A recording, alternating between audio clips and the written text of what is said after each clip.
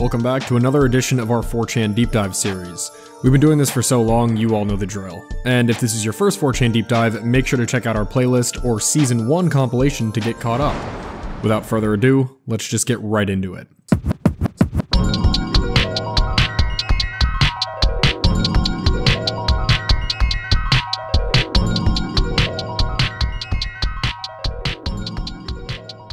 Lost media is, of course, difficult to find.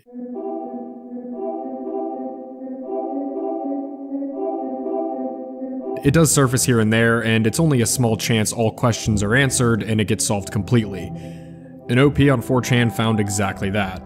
In 2016, on 4chan's video game-centered V-board, box art of a game called Keck Rock was posted. The art is crude and features who I'm assuming to be our main character, Keck Rock, donning his iconic straw hat and low poly features. Nobody had ever heard of or seen Keck Rock before, and the box art of this seemingly knockoff Sega Genesis game looked somewhat of the era for a cheap 3D game. As to where the OP found this, they claim to have found it on the archives of a local video game store's website. As for anything other than just some poorly made box art, there was nothing else to show save for a quick clip of Keck Rock introducing himself. Hey, I'm Keck Rock. No gameplay and no music has ever surfaced, although some have claimed to play it on the V-board where Keck Rock first appeared. The gameplay was, like the box art, cheap and crude. Those who have claimed to play it mentioned wonky animations and a terrible save system on the DOS port of Keck Rock. For Keck Rock, there's so little information, but just enough that makes it interesting. An OP claimed to have found documents of a game store asking about the quality of Keck Rock back in 1993. If these documents are real, then Keck Rock has been elusive for over 30 years. The story of Keck Rock ends here, but there's enough evidence to theorize, and there's a lack of evidence to keep us wondering. To us, it seems more likely that it's completely fake. The lack of evidence seems to point me in the direction that it is completely made up. As far as the physical evidence we have, that being the front and back cover, I reverse image searched it to see if there was any discussions of it that was much older than 4chan. As it turns out, I couldn't find anything older than this 4chan post, which isn't a good look. Even if you look at the art itself, the new text towards the bottom looks very blurry and unrealistic. What does look legit is Keck Rock himself, which makes me wonder if this is some character taken from the art of a different game. If that's the case, I'm not sure what it is, but if anybody can find the origin of this image, it would surely put this mystery to bed. The name of the game itself being Keck Rock makes me not believe it even for a second. The fact that 4chan in 2016 somehow found a lost game with the word Keck in it is massively ironic and is too good of a coincidence to just write off completely. It's possible one day Keck Rock will return, and that the game turns out to be legit after all, but for now I'd say he's just a silly character created by 4chan for some pretty good memes.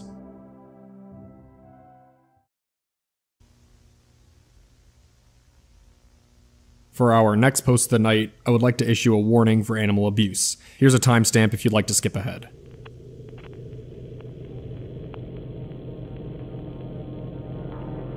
"4chan has this reputation of being a total vile wasteland full of murderous psychos, but in reality, it isn't like that for the most part. It has more depraved content than other social media platforms, but on the whole, it's fairly average. The post we will be discussing hones in on the 4chan stereotype of being absolutely horrid. I buy goldfish at the pet store and abuse them. I'll leave them out of water and look into their eyes as they suffer and desperately try to breathe. I'll buy 2 or 3 sometimes. I go to different places so as to not be obvious. And I'll cut one's fins off or just gouge its eyes out with a needle. Then I'll throw it back in with its mates and see what happens and how they react. I'll drop little pebbles of Adderall in too, and then see which fish are strong or beast-like that can survive the torture. If they live long enough after I come home from work, I'll reward the tortured by taking the other fish in the tank and cutting it in half for the lulz, then dropping it back in the fish tank. Soon I'll be upgrading to turtles, hamsters, etc. I mean, I see myself as more of a scientist with darker taste and curiosity than most, and also testing the sheer will of animals that live. Anyone have any ideas as to how I can up my game and make torture funner / more insightful? The picture provided is shocking enough, but the way this person talks about his so-called torture experiments is sickening. Unfortunately, this is what 4chan can bring sometimes. With its anonymous nature, extremely twisted people can post whatever they want. The worst of all this is that it is anonymous, and we have no idea what happened to this OP and if he continued his vile treatment of fish, or if he went for larger animals to torture. Harming small creatures is a classic warning sign that someone could grow up to be a serial killer or just killer in general. and it's best to be aware when things like this do happen. I haven't seen something this horrific on 4chan in a fair while, and it really brings some truth to the sometimes awful people that 4chan can attract. And scariest of all, there is no way for us, or anybody, to possibly identify this person based on the post.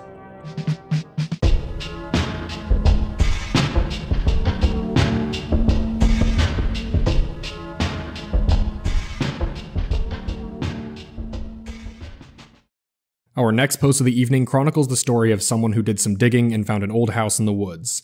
The house had various long-lost things, but what was inside the box was the find of this OP's life.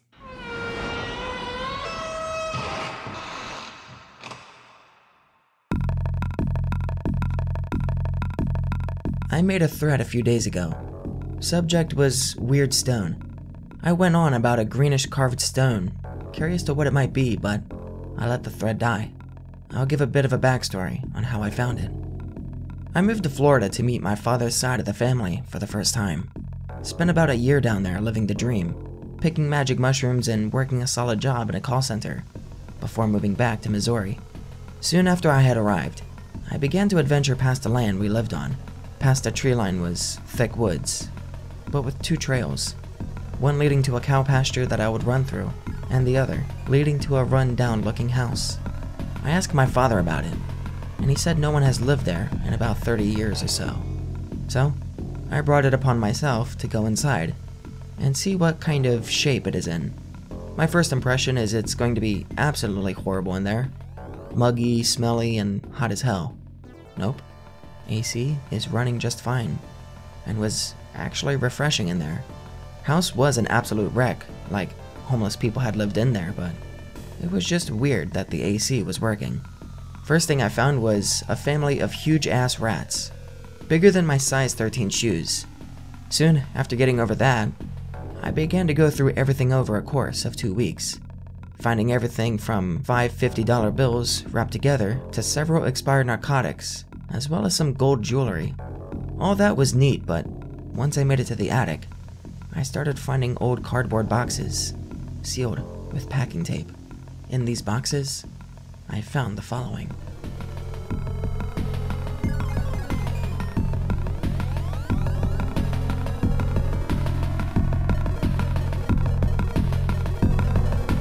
Sorry for a long drawn-out story. Just curious as to what they might be. Has anything strange been happening? I have had an overwhelming amount of bad luck the last 2 years since bringing all of it back to Missouri. You should get rid of it. I'd do it. It depends if things worsen. I have had some gnarly stuff happen since I got them back to Missouri, but at the same time, amazing changes have also occurred in this time. I just can't find anything on the stones and dagger thing. I only know of the Tibetan Kabbalahs. Let me know if anyone needs more pictures or a timestamp. This looks like a Mesoamerican sacrificial dagger. If any of that stuff's real, the dagger looks like a reproduction. It's worth ridiculous amounts of money. Good luck selling it though. You won't be able to do it legally, and finding a connection will be impossible. Looks like you found someone's collection. After reading this and seeing the images, the first thing I had to do was backward search each one, and they all yielded 0 results, so these pictures are more than likely real and something in the OP's possession. As for the paranormal activity and bad luck the OP is experiencing, it's most likely LARP to go along with the creepy artifacts they either found in the cabin or had on them for a while. The entire story sort of smells of horror fiction with some images attached that add some credibility. It isn't impossible for the OP to have found these in an abandoned house, but the odds are definitely against them. These pieces are really cool and I'm no archaeologist, so placing these is a little out of my wheelhouse. However, I found out after a quick Google search that this is a Tibetan Kabbalah, and I also found that you can fairly easily purchase one that looks fairly identical for only around 100 USD. I can only assume that the rest of these relics are somewhat easy to obtain and aren't ancient artifacts that belong in a museum. If anyone does know what these artifacts are, please let us know in the comments. 1, 2, 3.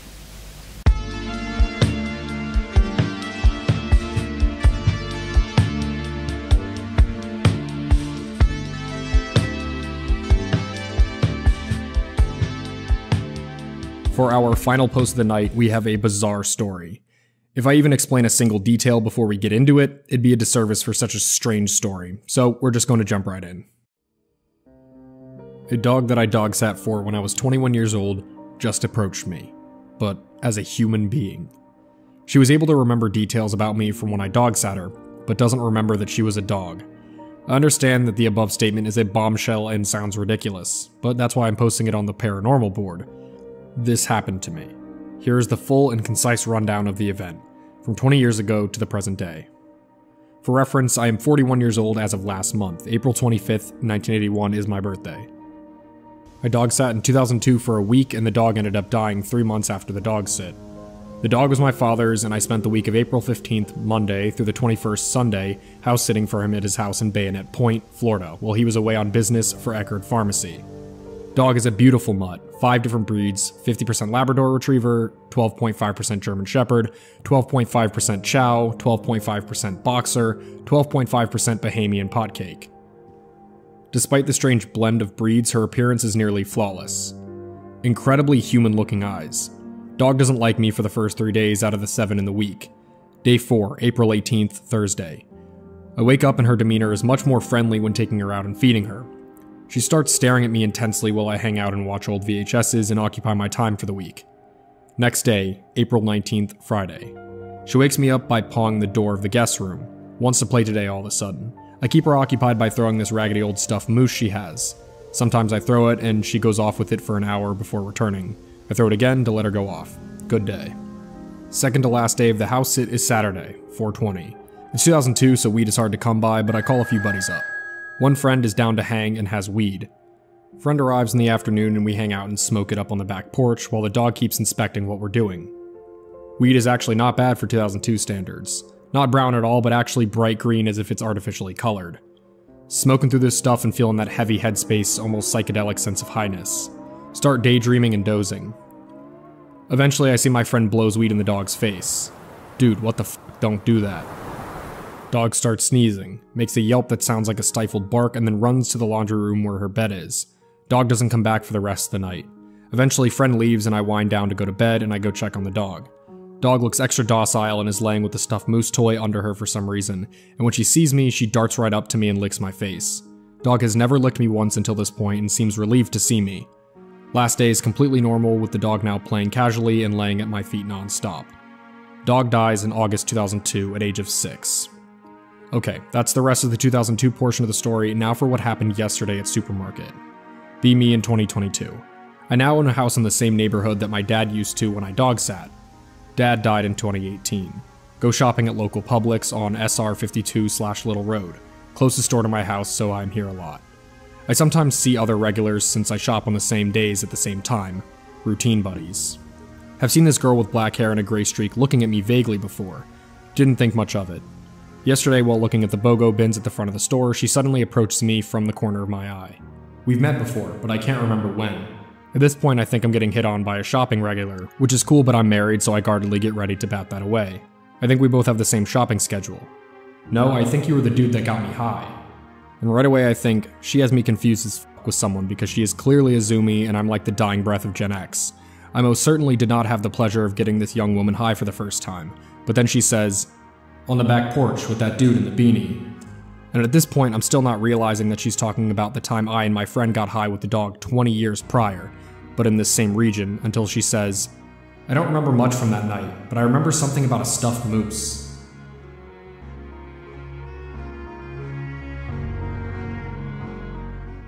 And at that point, I have enough neurons connecting and firing to have a flashback to that night. And by that point, I really had no idea what to say to her and just laughed it off, and pulled the, oh yeah, what a crazy night, good to see you again, before excusing myself pretty quickly. I don't know what to say if I see her again, or how to process that this happened. And as silly as it sounds, I can tell you that I'm not creative enough to come up with the concept of a reincarnated dog approaching a human being as a human being in their next life. But she looked no older than 20, which means the soul of the dog that died could have entered a gestating local fetus who was then born in 2003 and is now 18, 19 years old. She was that dog. She remembered getting high and the moose. But this girl in her human life must have also gotten high in a hazy situation that she doesn't remember. So some level of the memory got crossed over or some shit. I don't know what happened. Please tell me you've heard of this shit before. The girl is a soulmate that's been reincarnating and meeting with you in different forms through different lives. Soulmates aren't always sexual partners, they're sometimes just people you've agreed to incarnate with. She remembered your kindness when she was a dog and acknowledged it. She might be a pretty advanced soul as well if she's able to remember past lives in that way. Now, there isn't really much to dissect or theorize here, but the story is a really well told one. It has that amateur storyteller feel and is written like it actually happened, and depending on what you believe, it could have been true. If you are one of those people, you could either believe that this really happened and it was a reincarnation, or you could believe that this story really did happen, but it's just a massive coincidence. I'm on the fence as I am with most of these types of stories, but I wouldn't call it impossible for this story to have really happened, but just have been a case of that woman very coincidentally mixing something up with our OP. There's nothing in this that reads like a creepypasta or some kind of short story. It's told like a real story, an event that actually happened to this OP. The vibe of the whole thing is also kinda wholesome and strange at the same time. Strange that a random dog may have been reincarnated and came back to the dog sitter, and wholesome that the soul came back and found someone from their past life.